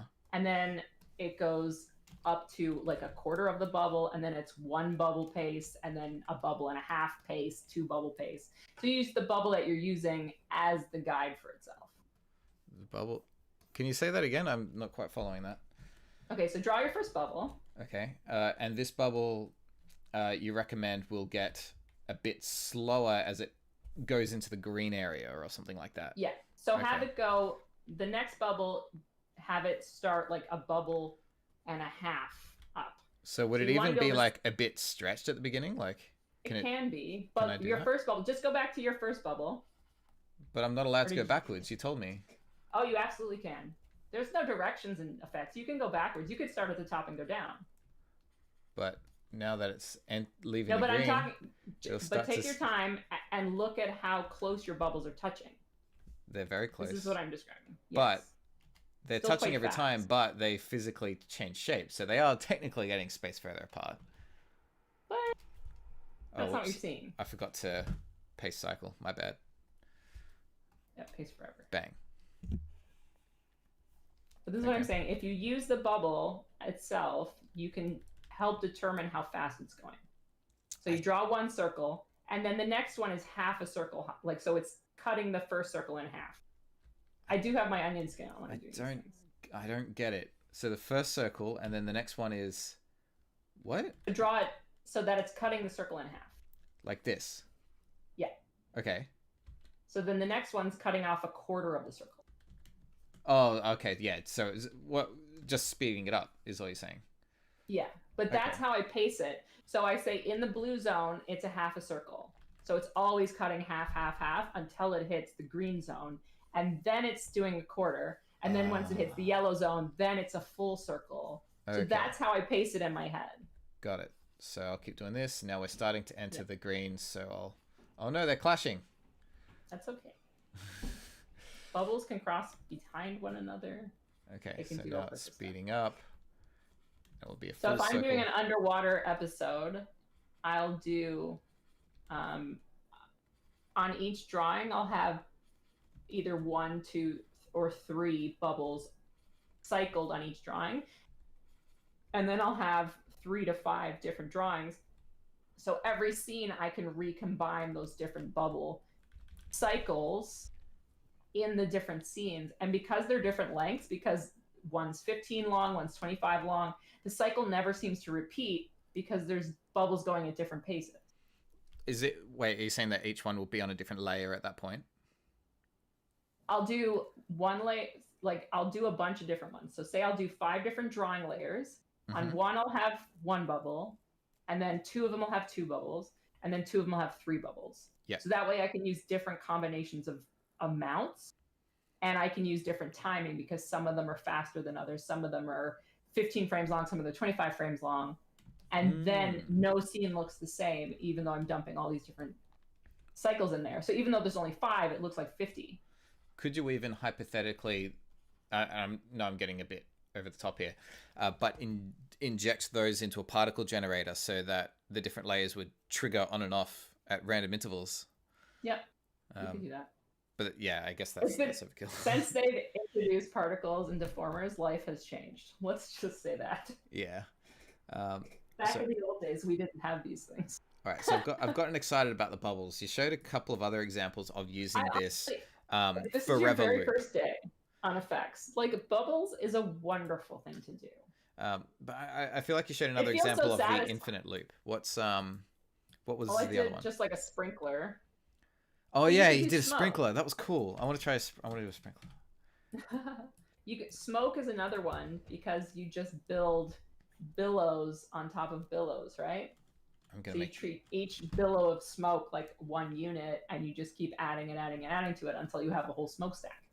Ooh, okay. Wow, yeah, smokestack. Cool. All right, hang on. I'm gonna quickly do the sprinkler. Am I allowed to have an onion skin on for this, or is? Yeah, I always have it on because I like to see how fast things are going. Yeah. Because there's a fine line between chaos and like having something that's intentionally done. Like slapping these out in 3 minutes, you're not going to get a lot of like arcs and timing in there. Like you could probably get an arc because you've been doing this for a while, but your time is going to be jacked up. But if I was doing this for an actual production, I would take my time and make sure each of the sprinkler drops had the proper hang time and had a nice arc and had, like, if it was a show that was super detailed, I'd even have an impact when it hit the ground where it splatted into little pieces. Like this? Yeah. But it depends on what you're working on. Because some shows look awful if you put too much detail into the effects. It doesn't make any sense. This is so fun. Yeah, effects is the best thing. I love that I just don't have to worry about where it will end. Like, one of the things that's always held me back from doing effects like this is making it loop. But now I can just continue animating straight ahead and just add drops wherever I damn well want, and it will just go for as long as it damn well needs to, and it just doesn't matter. You don't need that anymore. It just builds itself. Now there's just this whole animation there. Look at it go. Yeah, look. I know. I'm gonna retire. You can take over. I know that's kind of blah, but hey, it's day one. Hang on. How does it look in twos? Rubbish. It almost looks like sparks. Yeah. Oh, yeah. This would be a great way to do sparks as well. You remember Tarboy? Yeah. Those, sweet sparks and Tarboy. Yeah, it's a really close friend of mine. Oh yeah. Yeah, we hang out every week. I love that. I used to watch that over and over and over again back in the old days. Yeah, that was also big inspiration for me because he released like working files of how the sparks worked, and I spent ages just like drilling into the symbols to figure out how they were all assembled together. I think that came out right about when I was baby effects animator. Yeah, to this day we continue to argue about Flash and Harmony. Yeah, Flash is awful. See, he agrees. All my all friends from that circle all complain about Flash every time, and I just sit there in the corner being like, Harmony. But okay, guys, it's fine. Like churn your own butter, why don't you? Yeah. Okay, let's flip back to. Were you going to show another example of something before I got too overexcited? No, I was excited about your excitement. What else do you want to see? I don't know. That auto looping is just so freaking cool. Like, I want to try it with fire and absolutely. I don't know how you could do fire without it. Yeah. Bring it back. I'll do some fire stuff. That's the thing. Like, this is such an easier way to loop crap. Like, because one of those arguments between Flash and Harmony is that, and like I agreed with this, is that Flash is easier to loop things because of the symbol system. You know, like when you compress everything into a symbol and then drag it out and combine a few different symbols together, it will never truly loop because it reaches the end of its own personal timeline and then goes back to the start. And that's a feature I miss sometimes. But by doing this, by just setting up your frames and looping them before you start drawing, sort of negates that, I think. And you get a very, probably an even superior effect. And this is such a simple trick of just setting up the frames first before drawing them. It's just habit for everyone, I think, to not do the whole create empty drawing thing. Like, you know, they've got the blank frames like this and just sort of start drawing on the first frame and then go next frame and then draw that. And it's like, oh, okay, I want an in between, so I'll space that out and then delete it or whatever. And it's even something I only started doing within the last couple of years of, when it comes to cleanup, to do a duplicate of the same, to add a synced drawing layer where it's blank, but it's got all the same timing and their name's the same, and the keys and crap. So now you know where to slot everything in and don't have to, blank drawings are the best, and they're so neglected. The best thing about it is you can determine your timing from the start. So if I'm working on a cheap show, I know they have time for 12 frame cycles. If I'm working on a big budget show, I can do a 40 frame cycle. This is just forever. Amazing. Sorry, I am streaming my screen to myself rather than going back to your one. Okay. There we go. So let's play with fire a little bit. And fire is another one. Like, effects is the best. I don't know why there's so little competition in effects. There's no effects animators. Canada has a shortage of effects animators. Just FYI, this is the funnest, and nobody's doing it. I don't know why. So fire is fun because you can do just crazy shapes. And I won't even start with like any plan in mind. I think I did, 10-ish frames, 15, I don't know. I don't even know how many frames this is. I'm just going to do kind of cool pointy shapes and have them start vaguely in a similar area. I feel like even if you don't want a looping flame, like if you just want like a bit of an explosion-y one, maybe, even with the water splash, could this effect of setting up the loop first and then just trim off the beginning and the end work? No, probably not. I just go straight ahead. I wouldn't overthink it. Okay. This cycle situation is specifically good because it makes your cycle thoughtless. Like, you just do whatever you want on every frame, and then it's done when you're run out of patience. Yeah. Like, this is such a load off my shoulders.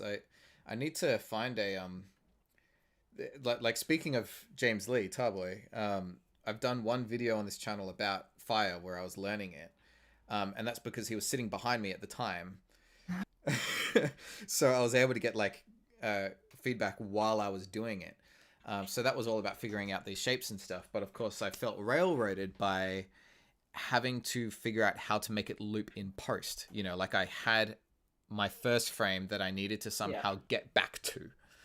When I realized that I didn't have to do it that way, it changed my life. I mean, you can hear my enthusiasm right now. Like, this is a game changer, and it's been there from the start. This isn't like some new feature. Like Harmony is built to work this way, and somehow it's just not really talked about. You can do this on paper. There's no reason you couldn't set up 12 pieces of paper. You can do this on paper.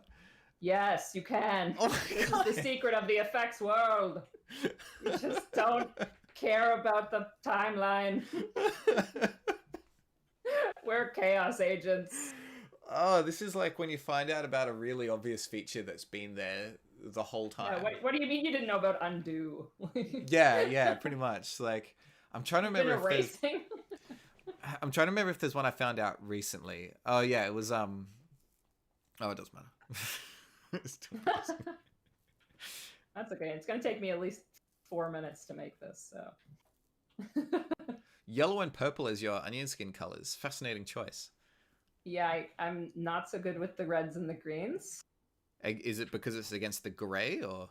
Yeah, green and gray are the same thing to me. I'm like, why is this a thing? Oh, okay. The first time I was using Maya, we were trying to figure out the UV mapping, and they were like, "Do you see all these dots?" I'm like, "Nope." Oh, Someone help me. So are you a bit colorblind then? Just a little bit, just enough to be. And was that the scenario where you realized that this was the case and like a piece of you died? No, it's been actually the first time was when I was in kindergarten and I colored my chocolate milk purple. And they were like, "Why?" I'm like, "Because it's purple, isn't it?" Chocolate is purple.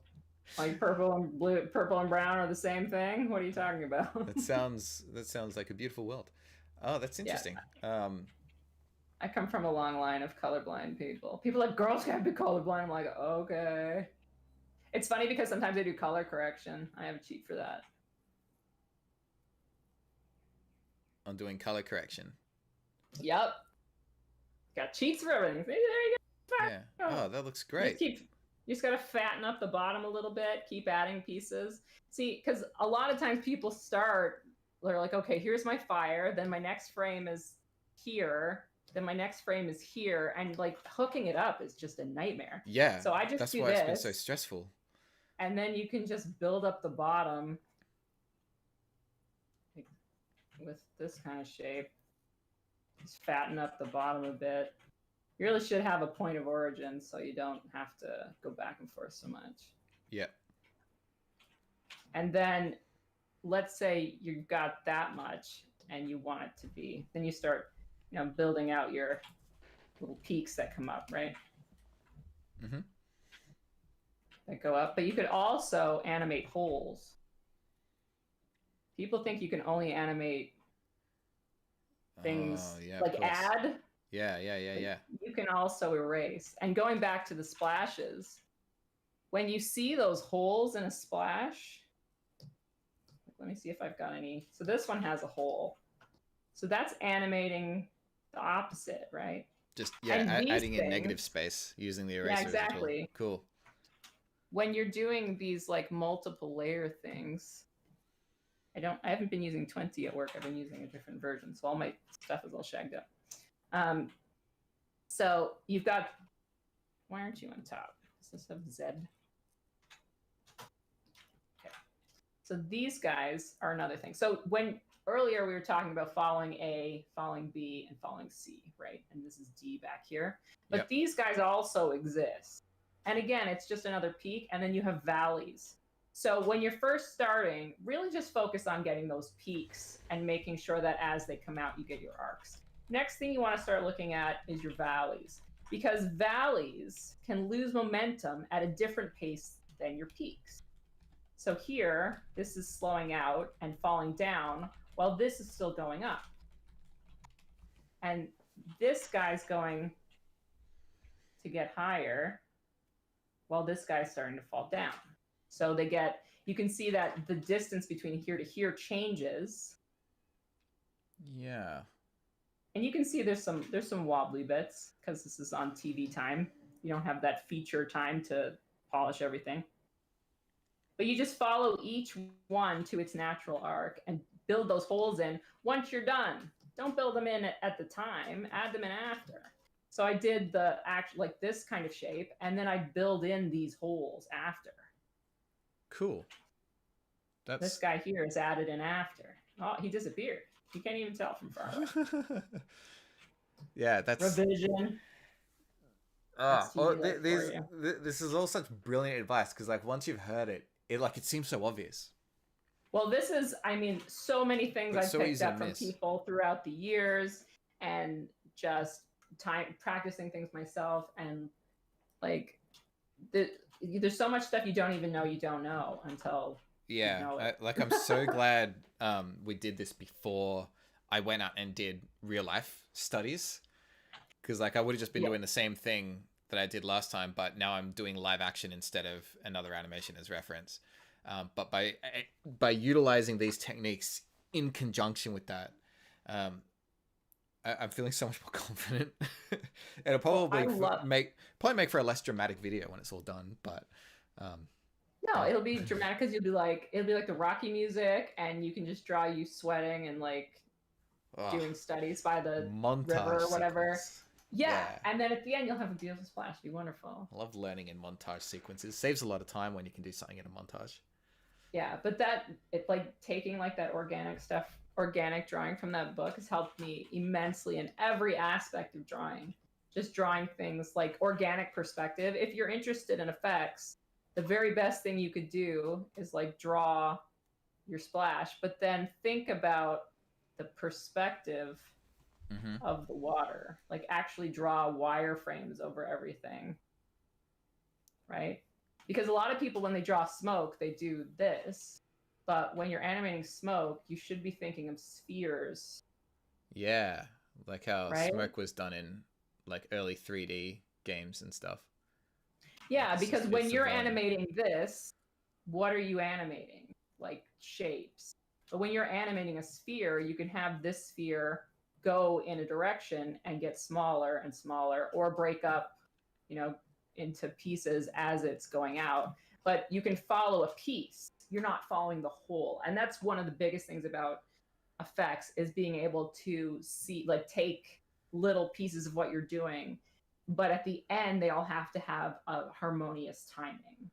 That's so you funny. have to follow the pieces, but also make sure that they belong to the entirety of whatever you're doing. It's almost like I'm stepping backwards in a way, because like in recent years I had been trying to animate smoke as one mass, but at the very, very beginning, just as a Flash hobbyist, when I was super into symbols and motion tweens, I did do smoke as spheres. I'd just animate one blob of smoke on like a wavy path or whatever that would shrink over time, duplicate that symbol a crap ton, overlay it, and they'd all just be in different spots with slightly different timing, and that would create the smoke effect. And you're pretty much demonstrating that technique, but done by hand, which would of course look a lot more professional. Yeah, you just take that's everything so and weird. think of it as a piece. Yeah.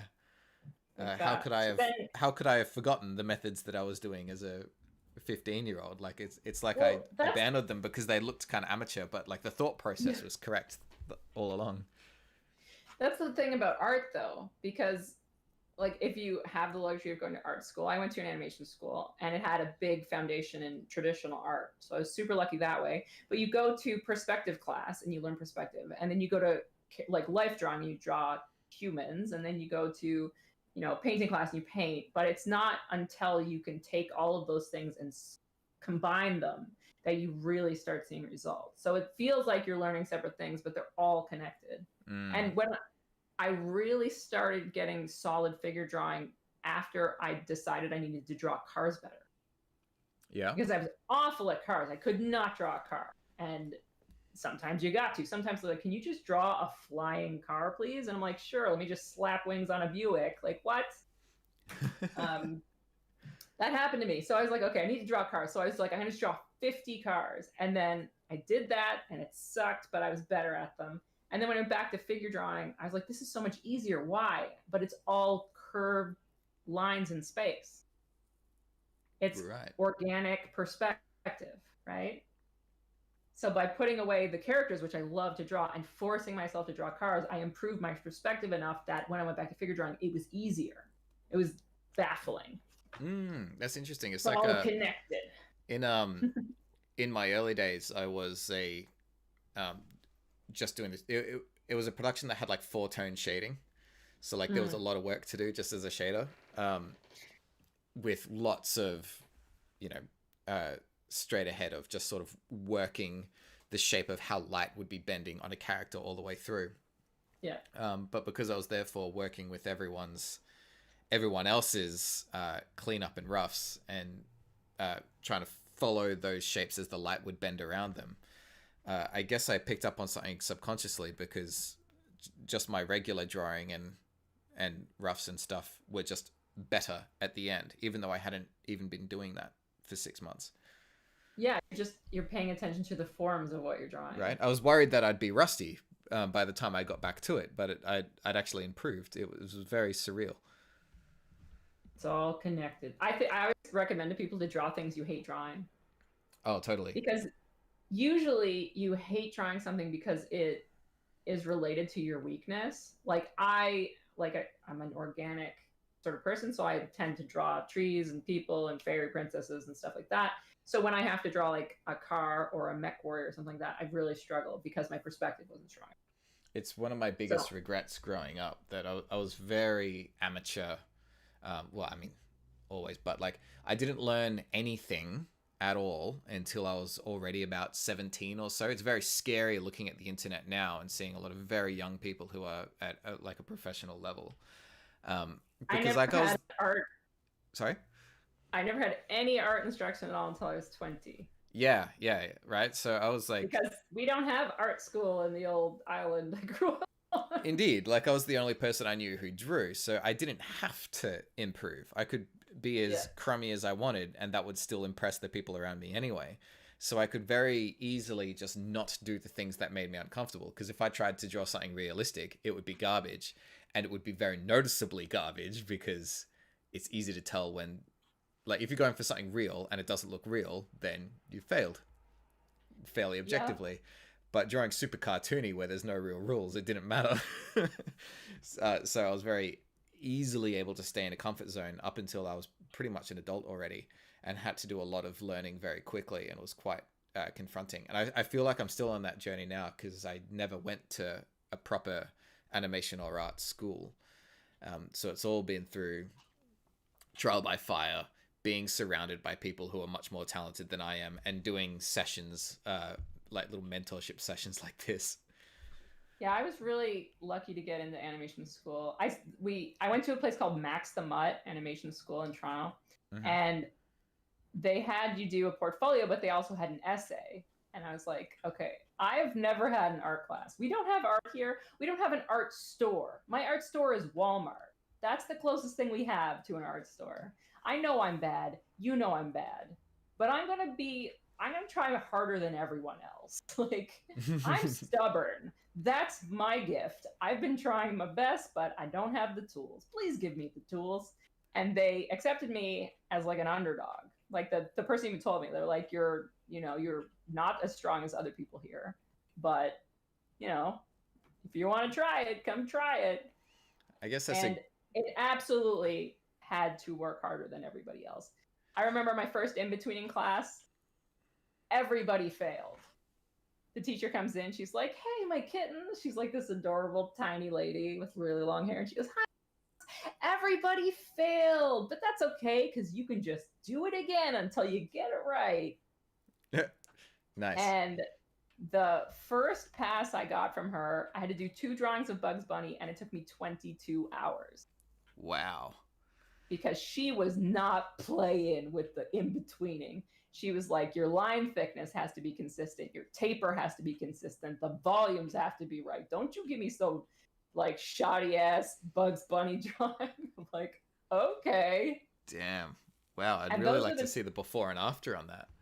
Oh, those teachers were the ones that I really loved the most because I didn't know what I was doing. And so I didn't know what I was doing wrong. And because nobody could tell me in the entire province I grew up in, when I got there and someone was like, oh, your perspective is bad. I was like, great. What's perspective? How do I learn this thing I've never heard of? Like, oh, that's good. It seems to be a good kind of stubbornness, really. Well, if someone tells me I'm bad at something, I'm like, oh yeah, I'm gonna go spend 26 hours just doing that nonstop and not stop sleeping, and I'm gonna just drink a lot of coffee until I'm good at it. How about that? And they're like, okay. It sounds more like persistence, really, because the stubbornness is more like almost refusing to acknowledge faults or get better, really. Like, like the kind of artists who are really good at one particular thing, but you look at their sketchbooks and it's always that one particular thing. There isn't the car example that you just said of deliberately getting outside your comfort zone and embracing particular struggles. I really admire people who know what they love and they are really good at it, because I don't know what I like. So I'm like you, like where you look at the portfolio and it's like 7,000 different things. Yeah, like there's certain things that I feel like I like, but I get uncomfortable being comfortable, if that makes sense. Like if I'm just sort of hanging around drawing the things that I've been drawing since I was 15, I'm not learning a whole lot.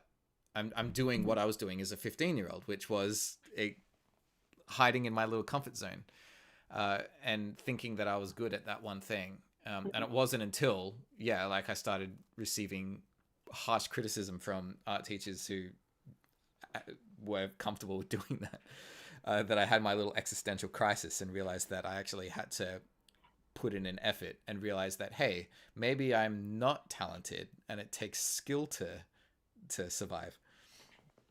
Yeah, I think one of the best things I had going for me is that I never thought I was talented. Yeah. That was I mean? That was like, the real wake up call. As a teenager, I thought I was talented, and like I knew I didn't know what I was doing. So when I went in and people were like, "Here, do this thing that sounds ridiculous," because some of the stuff you do in art school sounds ridiculous. I was just like, "Okay."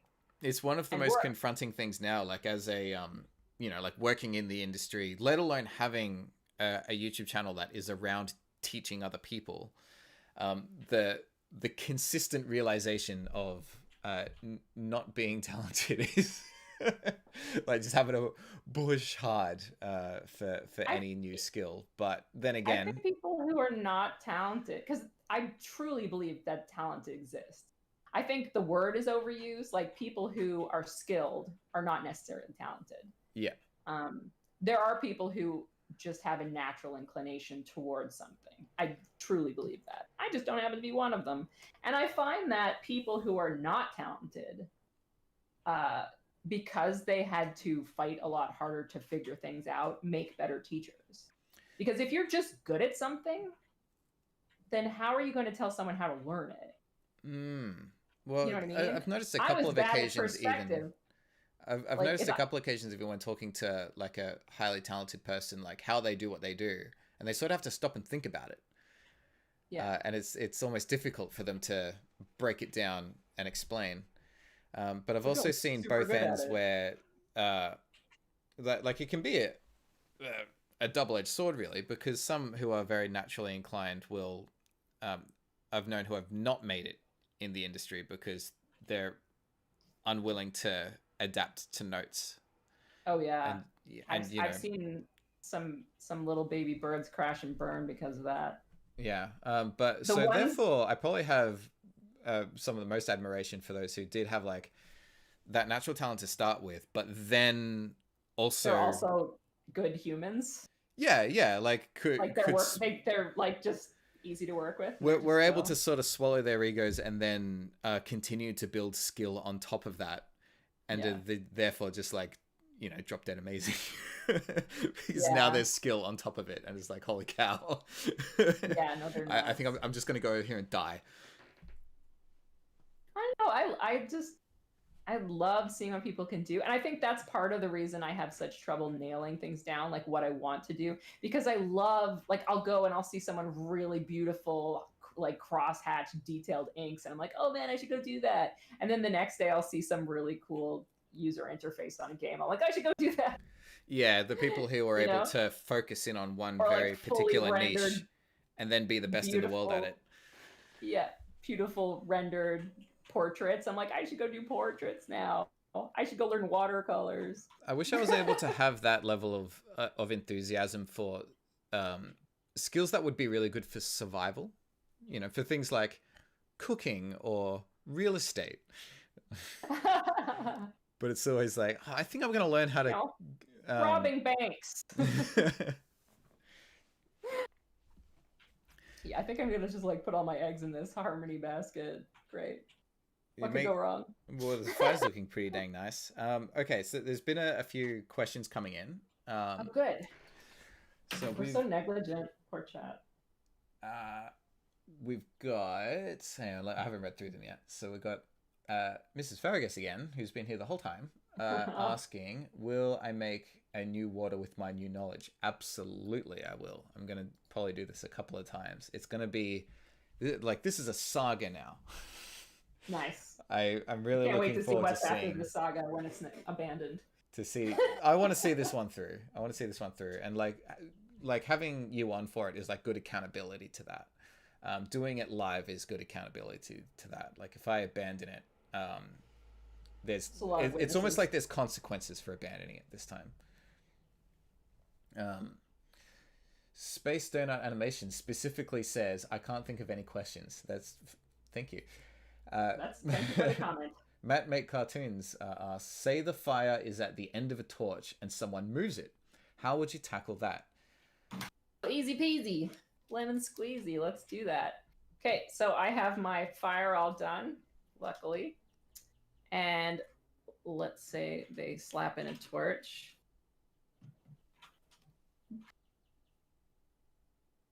Why do you do that? Stay plugged in. Thank you. Moop. So they've got their torch all animated because character animators will do that. And they go like, wee. Moop. So what I do, I come in and I connect my fire to the torch. Is this the fire? What frame? This is attached over here. Okay, so I attach my fire to the torch and then I add a deformer. Oh. We're so lazy. Don't want to do things twice. Do. And then we can just have it do that. Whee. And then if it's a high class show, because you can tell how much money a show has by how much time they give you to do things. Uh-huh. So right now I do 2 episodes a week. Like I do 1 full episode a week, and then I do a short. So it's like 3 to 5 minutes. So it's really like 1 episode a week. Bigger budget show, I'll do an episode every 2 weeks. Mm-hmm. So that'll determine the quality, not how I feel. So I do this, and then like based on how good the show is, I would add things coming off of it like this, where I just go straight ahead and have them come up. straight instead of following. And I might even delete the little danglies off the fire because they don't make sense. Because they are still following that. Yeah. Exactly. They're following the former. So I might delete all the little tiny things, again, based on time.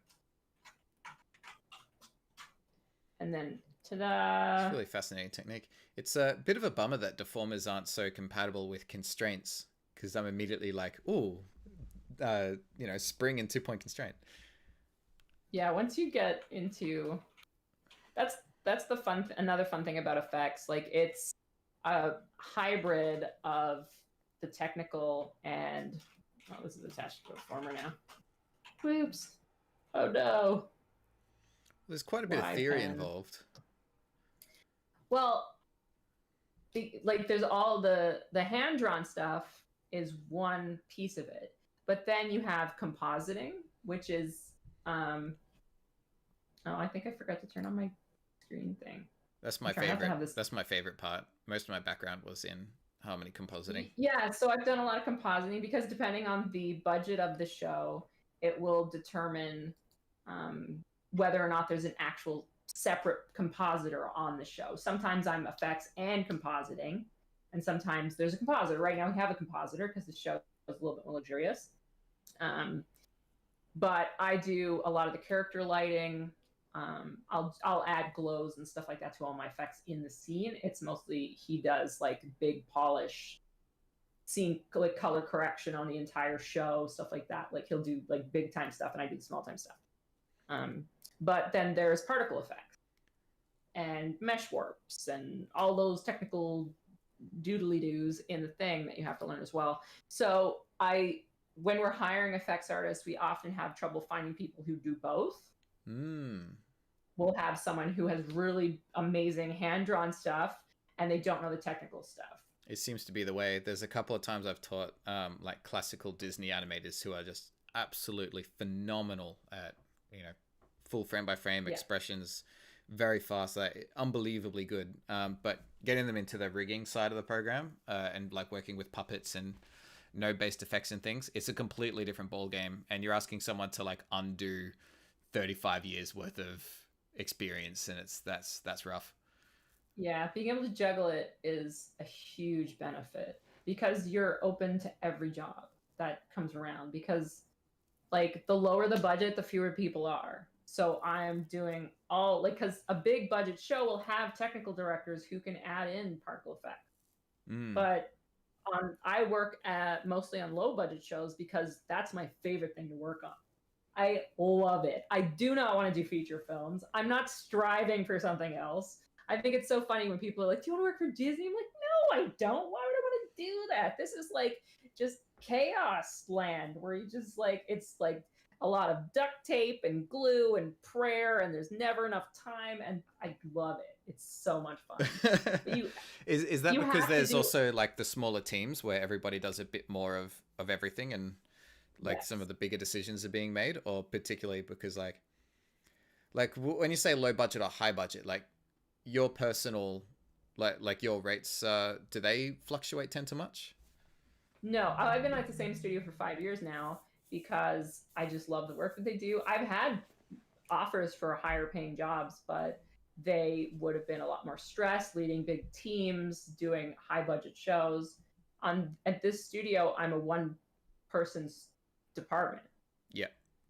So right now we happen to have a compositor, but usually it's just me and I do all the hand-drawn effects, all the technical effects, and I help the TDs with anything like mesh warps and stuff like that. A lot of that kind of stuff I do.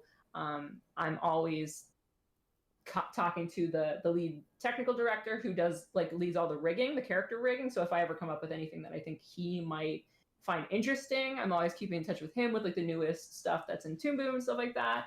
That's really fun. Like lately, we don't have enough people in the background department because the show is winding down. So I've just been doing all the background revisions that I need to make the water effects work by myself, because I'm like, well, I'll just do that then because it needs to get done. Yeah, that's great. So getting to do all the different stuff is is like my favorite part of everything. Like once you get into really big studios leading a team, a lot of your time is spent leading the team. Spend a lot more of your day in spreadsheets than actually and meetings and spreadsheets. I know people who've done that and they got shingles, and it's like the stress is just so bad. And I'm like, being like a one man chaos band is just so much fun. I think I agree. All my favorite productions have been smaller teams where there's like 5 or 6 people. Anyway, next question was from Mesh Frequency asking, effects straight ahead, animation versus keys. What are your thoughts and any preference? You touched on it before, but did you want to clarify it? Yeah, special effects, I almost exclusively do straight ahead.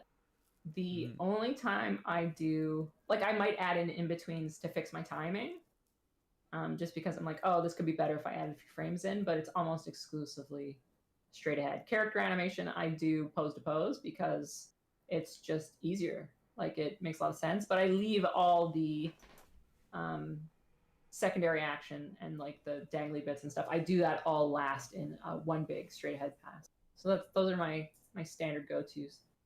I can't think of any effect off the top of my head that would be easier to do pose to pose. I can't think of anything. I often, if I have to explode a building or something, the background department will give me a before and after shot where all the debris is on the ground. I'm like, how am I supposed to line up debris with its endpoint? Yeah. Like, that's just, I'm not going to do that. I'm just going to bounce each piece until it lands where it lands. That's way faster. That's how physics works. Yeah. I'm just going to straight ahead every piece of debris until it stops rolling. I guess might be possible to learn how to do straight ahead backwards. Oh, I do stuff backwards all the time. Straight reverse. Like, then you would start with all the debris in its resting position and somehow work back to the explosion. Yeah, but I mean, even trying to in between that, it's way easier to just start where it starts and then end where it ends, or hide it all with dust. Yeah. Just a big full screen wipe. Can never get too many of those in there. Oh, yeah. I used to sit next to an effects animator who, I think that was something he loved to do, was make an explosion that was so big it would fill the entire screen.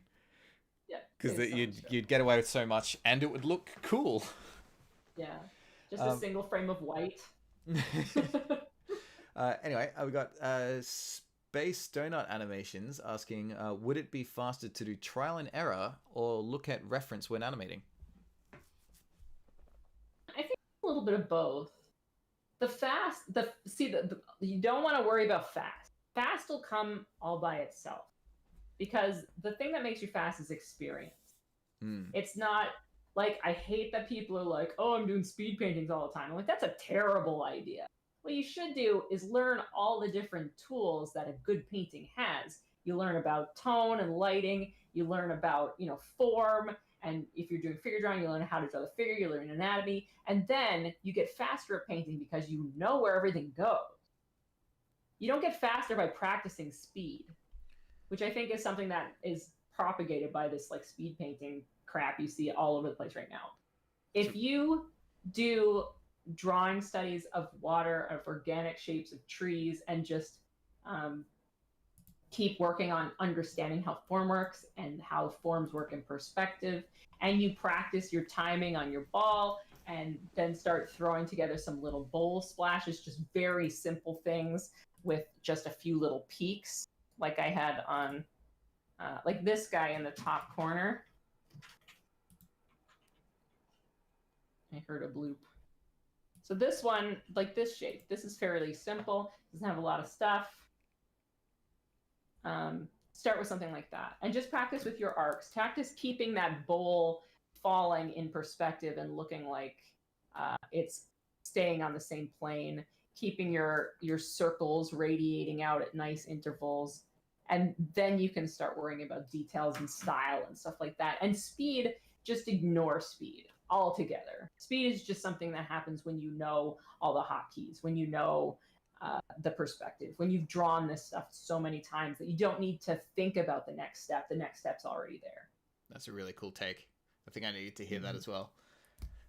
Yeah. Especially when trying to animate live, it's like, oh, I've got to keep everything fast paced, otherwise it will cease to be entertaining, which is probably not true. Yeah, well, that was a tip from that in-betweening teacher. Yeah. She said, if you, like I said, she got right down to the taper, the thickness, the length of every taper of every line. And she's like, if you really focus and get it right every single time, you will get faster just because you're better at it. And I found that to be true with absolutely everything. That's fantastic.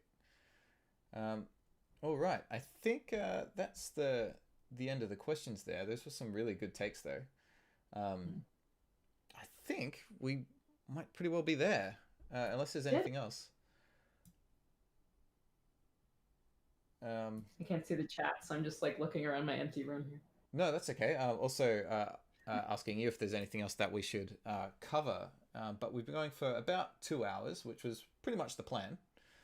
Yeah, I think that we covered a lot of stuff.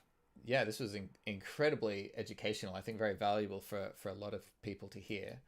It was fun. I know my personal objective from here is to take all of this and do a couple more practices privately, and then maybe like a month or two, we'll get together again and see if I've improved at all.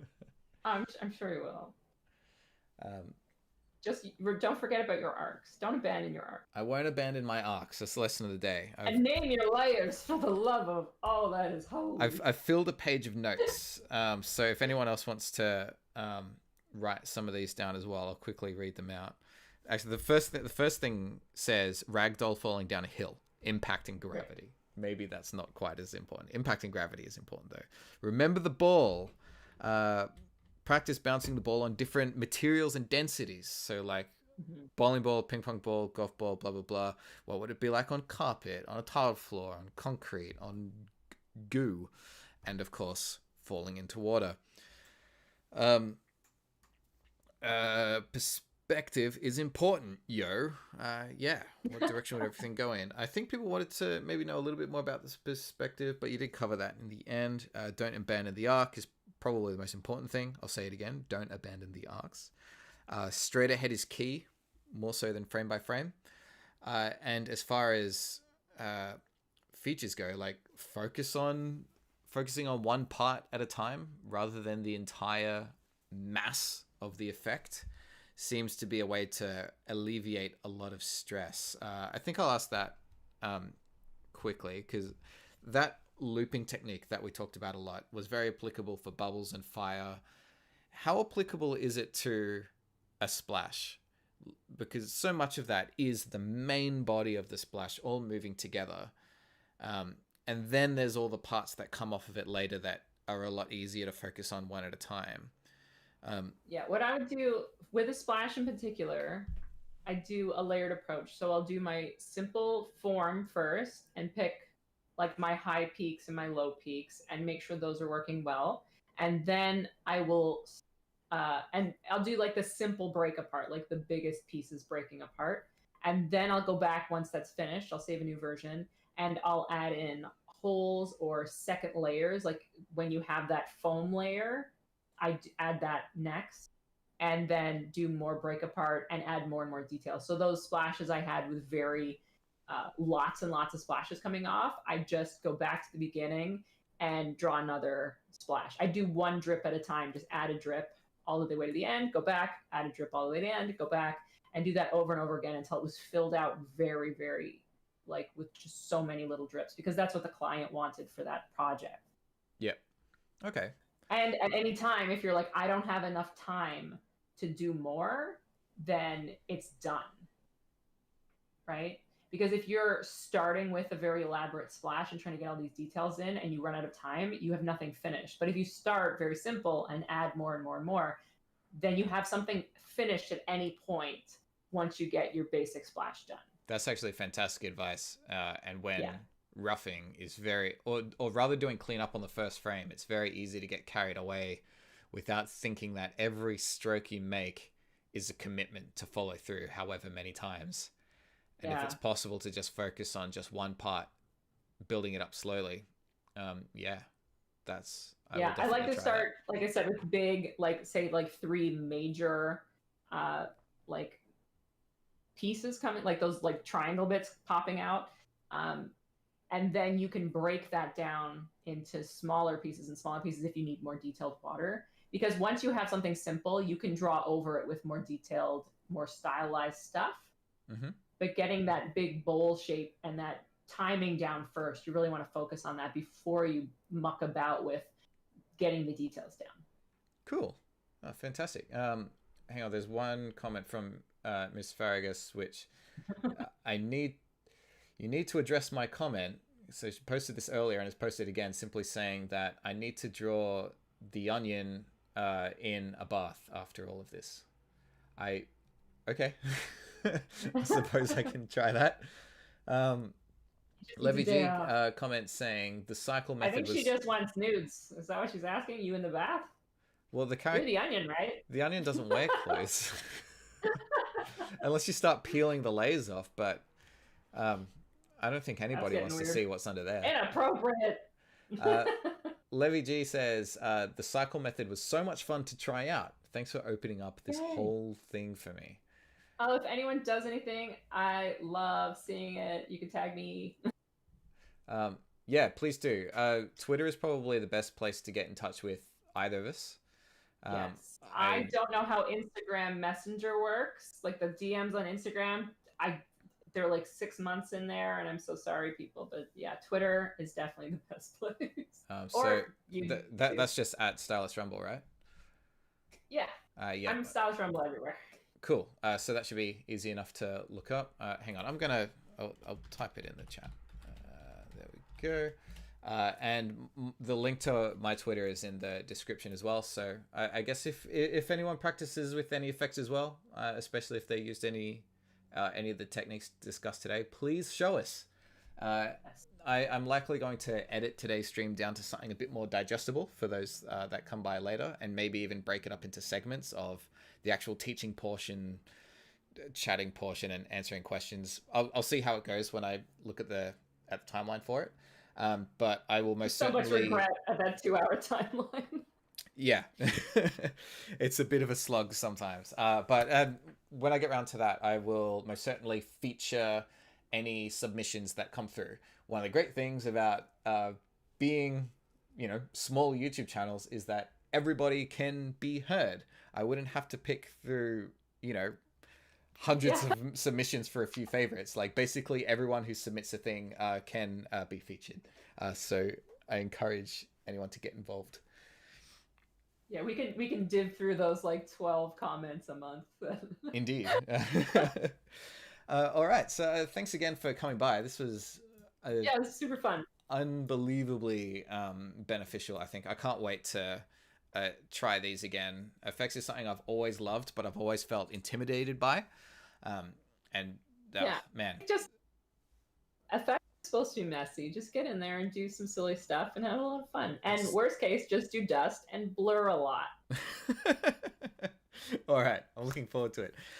Thanks again. Goodbye to everyone watching. I will see you again soon.